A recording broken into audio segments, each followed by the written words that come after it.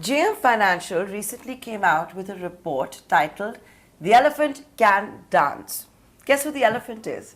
It is Tata Neu, the super app that was launched by Tata Sons recently, in fact, during IPL, where you're having the software to sort conglomerate trying something for the first time in the world, cutting across all brands, cutting across all categories to create a loyalty rewards program for customers, something that has not been tried before. I'm going to be in conversation with the two authors of that report, Abhishek as well as Sachin. They're the lead for the internet space for research at JM Financial. Thank you, gentlemen, for being live with us and right here on Startup Central and ET Now. Abhishek, I'll come to you first. So the elephant can dance, huh? Thank you for having us here. So yes, the task at hand in front of Tata is mammoth. This is something, as you rightly said, there are very few precedents globally of a transition of this scale, and we think the challenges which are there in front of Tata in this transformation are manifold. But what we have noticed in our report is that they have identified these problems very well, and they are working in a very constructive and in a structured manner to address these challenges. Okay, so Sachin, why is this not old wine in a new bottle? New bottle, and I will say I am copying something you guys have addressed in your report, and I'm copying it from that. But tell our viewers, why is this not old wine in a new bottle? So I guess the thing here is that there have been things that have been tried, right? There have been multiple cases where there were vertical focused startups who were trying to do something. There were companies, conglomerates who tried something and they went about doing it in a very old fashioned manner. I think what Abhishek also referred to and what I'll come back to as well is we see Tata Neu taking a completely different approach. This is an entity which has a good backend, which has an omnichannel presence, and which has also onboarded a bunch of the new age companies which have come on board to provide a wholesome experience to the consumers. So that's how we are basically seeing this venture or a foray of Tata Group here. Okay, but tell me something. Your report also concludes and says that Tata Neu, the elephant can dance, it's not old wine in a new bottle, and it is going to be gaining market share.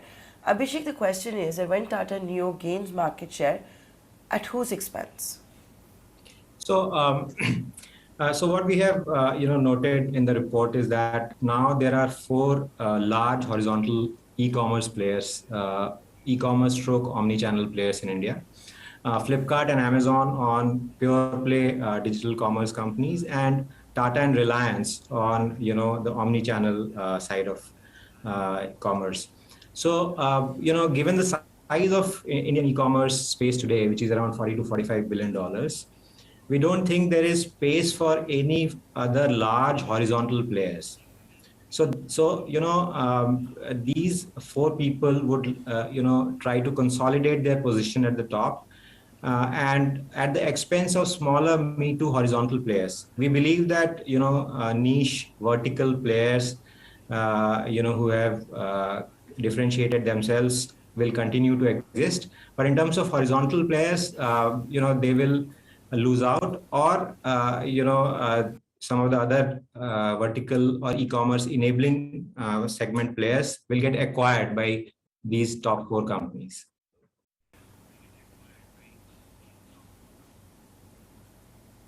Right. Now, if you look at the big guns that we have in the e-commerce landscape, and I'm lifting this from your report once again, and I'll come to you, Sachin. The fact is what? You guys have concluded that when Tata Neu becomes bigger, onboards more customers, cuts across even more categories, it is going to be at the cost of Amazon, Flipkart, which will also include Myntra, as well as Reliance Retail. I get that why, and I'm sure our viewers will as well. It's very obvious. But there are some other names that are also missing out, which are also become very large. For example, let's take a Nykaa.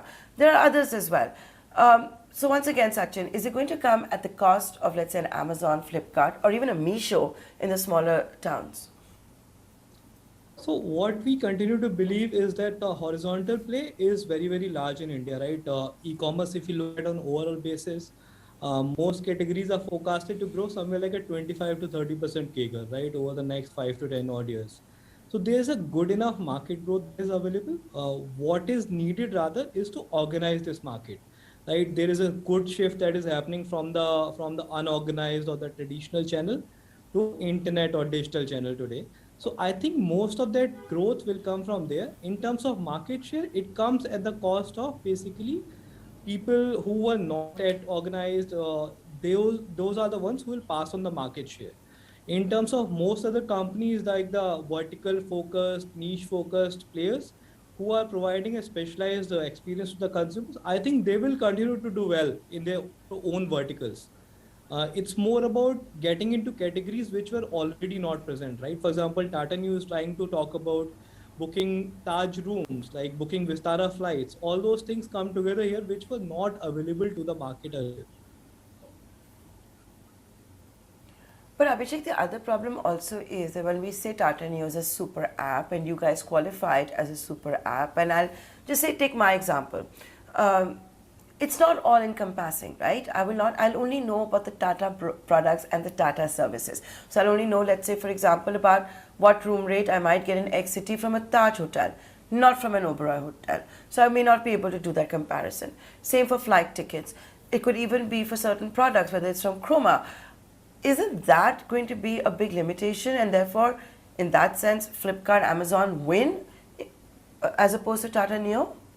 No, so your observation is right. For a app to become truly super app, it has to have a very long tail kind of inventory, and also product cannot be limited only to Tata brand, and we have kind of pointed that out, that Tata will have to open its Tata Neu app for non-Tata brands, and I think what we have picked up from industry is that they have an open architecture of the app, and they are open to host non-Tata brands.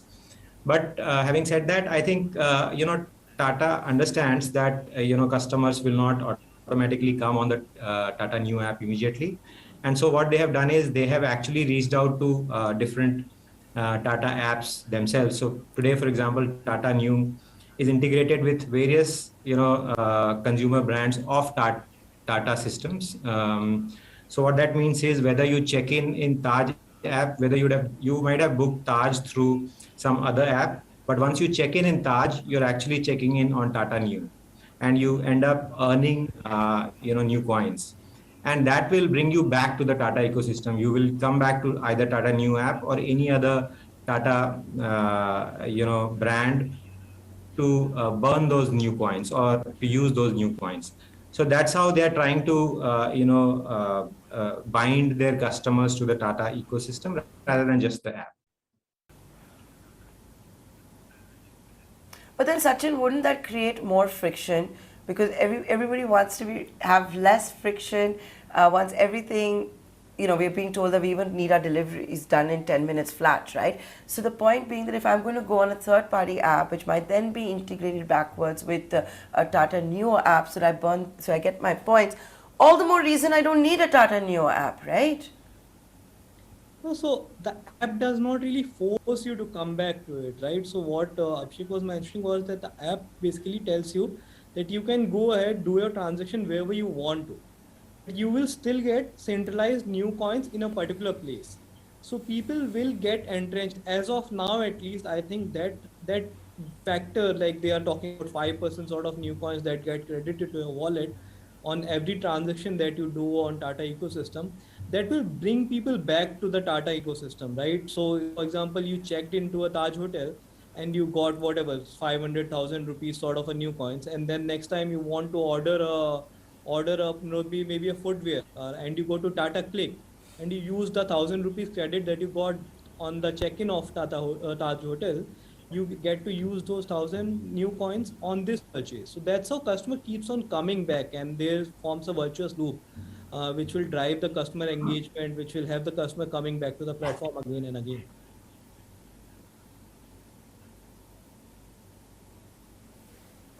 Okay. Now, I think N. Chandrasekaran made it very clear digital is no longer an option, it is inevitable. Mukesh Ambani has been famously saying that data is the new oil. So, with that, Abhishek, the question also then is it just a matter of time before we see super apps by the conglomerates? Tata's writing the playbook, but will a Reliance not follow through with it? Will the Birlas not follow through with it, let's say, with all the brands they have with the fashion? Can ITC afford to stay back? Or a Dabur? The list goes on and on. Adani is also. Yeah, generally speaking, that is the direction which other conglomerates should also take. But as we mentioned in the beginning, it's a very difficult undertaking, something which has not been successfully done very uh, often across the globe. So while we like the strategy, the framework that Tata has adopted, execution still remains the key. They will have to be at it for a long period of time to actually completely successfully transform into a digital enterprise. I'm sure other players will take a leaf out of Tata's book if they are successful.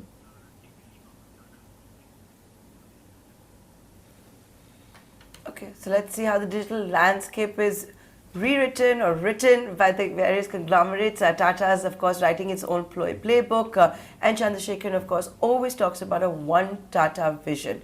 But Sachin, where is all of this going to leave the growth versus profitability debate? Most of the Tata loved brands are also listed players, right? Whether you talk about a Titan, or you can talk about a Chroma, or you can, even talk about a Trent, which will have a Zara under it, and you've got Vistara, you've got Taj, you'll have Air India, the list goes on and on and on. But the fact is, the CEOs of each of those individual businesses will be reporting to the same N. Chandrasekaran, the same Tata Sons board, and to their shareholders with the need to keep increasing profitability. We know in the digital landscape, money needs to be burnt. Sometimes arrangements need to be arrived at for bringing customers on board, deep discounting, all of that. How is that going to happen on the Tata Neu? So that's in fact one of the challenges that we feel are likely to come up, considering the heritage that Tata Group has.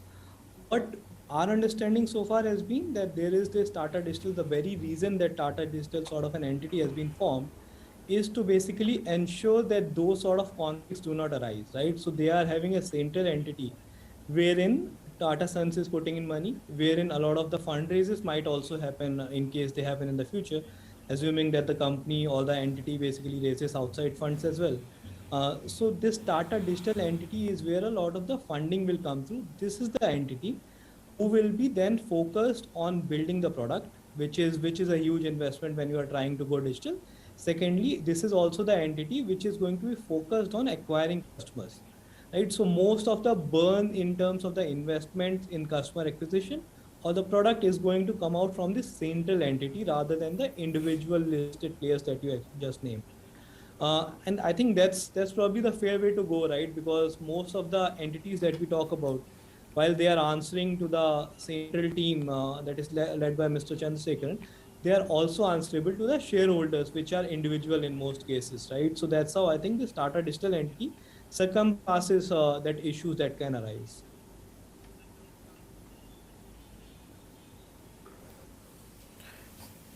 So, Abhishek, only a matter of time before we see Tata Neo going in for fundraise when interest rates are going up, the era of easy money is winding down. So obviously we are not privy to any such conversations. Going at what is happening in the private market in the internet space, probably not the right time to raise funds. If somebody has the balance sheet to sustain for some more time, that is what we would like to believe.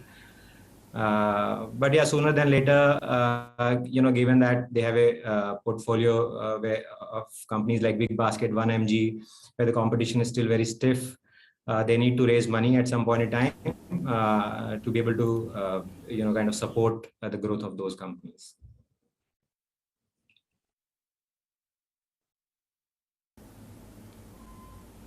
Okay, you folks have also attempted to calculate what the gross merchandising value, the GMV for Tata Digital can be for this year? I remember when I read it, my eyes popped out. Sachin, would you like to do the honors and tell our viewers what you're pegging it at? No, I'll have Abhishek take that question, I think. Yeah. So what we have done is for this year we have taken the large categories which are present on Tata Neu currently, and it comes to 156 billion rupees, which is roughly slightly more than $2 billion, largely contributed by Big Basket and Chroma. So and then we have projected it out. We think they can reach $12.5 billion by FY30 conservatively. Yeah, so that's our estimates. Interesting times ahead. Tata Neu writing a new playbook for all of the conglomerates. Let's see if the others also follow. These are the two gentlemen that authored the report, The Elephant Can Dance. Thank you so much for joining us here today. Thank you.